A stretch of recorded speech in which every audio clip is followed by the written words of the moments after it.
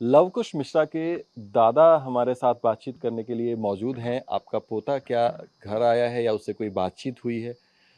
कब बातचीत हुई थी आखिर में? हमसे कम से कम से 1 महीने से नहीं बातचीत हुई उधर। हुँ, हाँ, हम यात्रा में गए थे, उसके 15-20 दिन पहले हुँ, वो मतलब आटा चावल लेने के लिए आए थे। हुँ।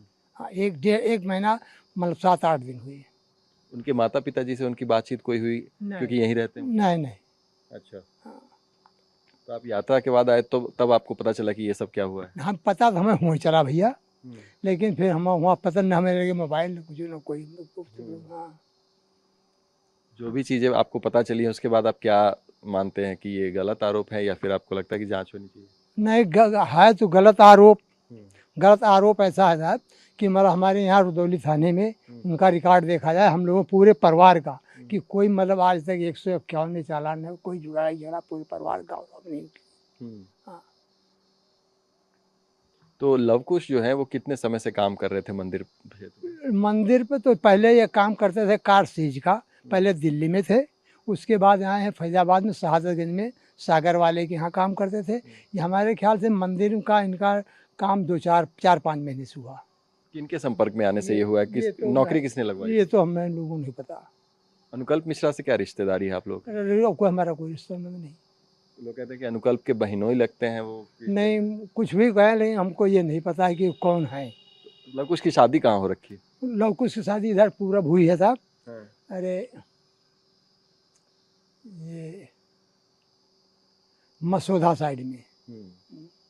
लेकिन आपका पोता इतने दिनों से संपर्क में नहीं है, कोई बातचीत नहीं है, आपने पता करने की कोशिश नहीं की कहाँ? तो कहाँ पता लगे जब उनका फोन नंबर कौन चीज़ यही है नहीं, हम जानते हैं कहाँ रात कहाँ नहीं, तो कहाँ उनके पता। माता पिता ने उसने कोशिश की जानने जी की? नहीं, कोई ज़रूरत नहीं उन लोगों के साथ। जब वो बीवी बच्चे लेके अपना वहाँ रह रहे हैं, यहाँ से कोई जब कभी चावल दाल की ज़रूरत पड़ती है तो आते हैं ले जाते हैं, कोई यहाँ कुछ संबंध नहीं।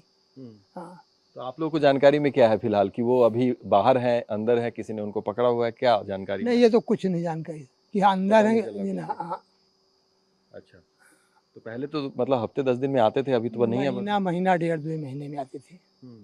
और अयोध्या में रहना कहाँ पर होता है उनका? ये हो नहीं जाए साहब। हम्म। हाँ, हाँ। लेकिन गांव में जिस तरीके से बात फैली है सब तरफ, तो आप लोगों को भी लगता है कि बदनामी हुई?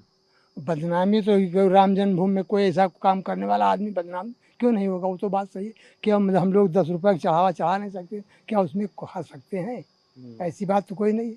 और हम ये नहीं चाहते, या इस भी चाहते हैं कि जो अगर उन्होंने ऐसा काम किया वो दंड के भागी हूँ। हम्म, हम ये भी नहीं चाहते हैं कि मतलब जो है। हम्म। तो लवकुश मिश्रा के दादाजी हमसे बातचीत कर रहे थे। उनका कहना है कि पोता घर नहीं आया, पहले आता था राशन के लिए लेने के लिए यहाँ पर महीने में एक बार या फिर 15 दिन में एक बार आता था, लेकिन अभी कई दिनों से 1 महीने से ज़्यादा हो गए, लेकिन वो अभी तक घर नहीं पहुँचा है।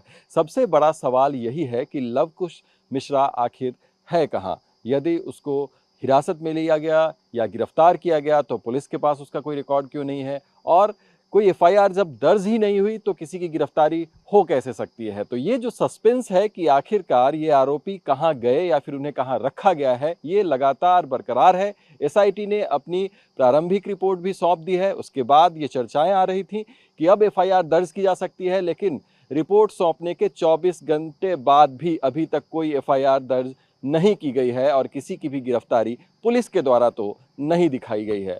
ऐसे में सवाल ये भी उठ रहा है कि क्या अवैध हिरासत में इनको रखा गया है? टीवी 9 भारतवर्ष के लिए सुभाष भट्ट के साथ अयोध्या से मैं अभिजीत ठाकुर।